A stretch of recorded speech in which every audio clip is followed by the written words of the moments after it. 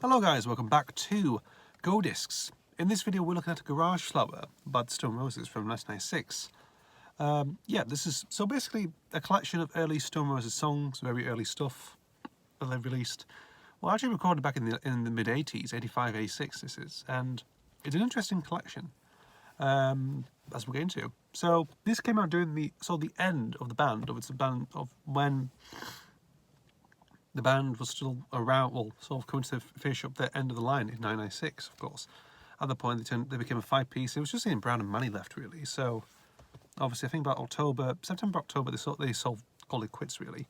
And this came out in November, this did, and it was a bit of an eye-opener for fans, really, I would say. You know, obviously, there was some stuff that was sort of like later used as well. And just other stuff really that sort of seemed interesting. The most notable things, of course, on here, we've got an early version of I Want to Be Adored, and this is the one which they appear on the debut album. You've also got the first single So Young on this as well, and two B-sides for Sally Cinnamon, which is Here It Comes and Tell Me, which are included on here as well. So these were all produced by Martin Hannett at the time, so mid-80, well, it's not like 85 they were sort of doing it. At that point, it was meant to be used for an album, actually. They recorded like a full album, but they decided against it because they thought the material wasn't that good. And so it ended up being released like sort of independently on Garage Flower Records or Music very much, and boom, we got this album. So it's an official release, this is. So it's not bootleg or anything. This is actually a proper release, this is. So just to let people know. The sound of it is actually really good. Obviously, during this point in their sort of career, or in the early days of the band, you know, you basically get a very raucous punk rock, garage rock sound, and it's good. Very nonsensical lyrics as well by Ian Brown, and it's just like very out there, very aggressive, very primal, very just very sort of again heavy, and it works. Strangely. It does work on many levels, and that's what's so unique about it. It's very good, very powerful as well. Great production. It's just very in your face. Really good. Yeah. So I was quite pleased with the results about it. You know, put it on a big stereo, put the bass and treble up, and blimey, sound on those, like, jeez. So you do get like, as I mentioned before, you get the original versions of the two of the songs that appear on the debut album, very famous ones as well. The debut single, So Young, and the B-side to Sally Cinnamon. But you also get these other tracks that have never been used. Never been used at all.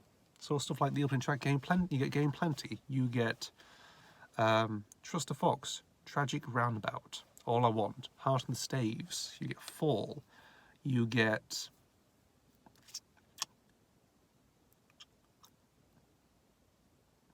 So Young.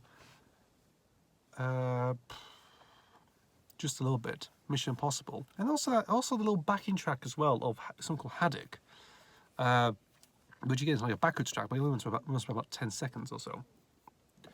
But overall, it's an interesting experience it's a very interesting experience for an album, really.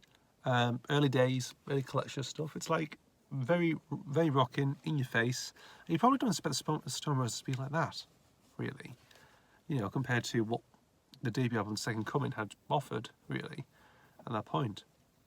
But it's nice having a collection. If you're a Stone Roses aficionado, definitely get this. You know, I was quite surprised actually when I first listened to it. I thought, oh, that's interesting. And actually, here on YouTube, I thought, oh my god, I thought this is actually really good. I think more over time you really get to learn about the songs a bit more, interestingly, and they basically just work. You know.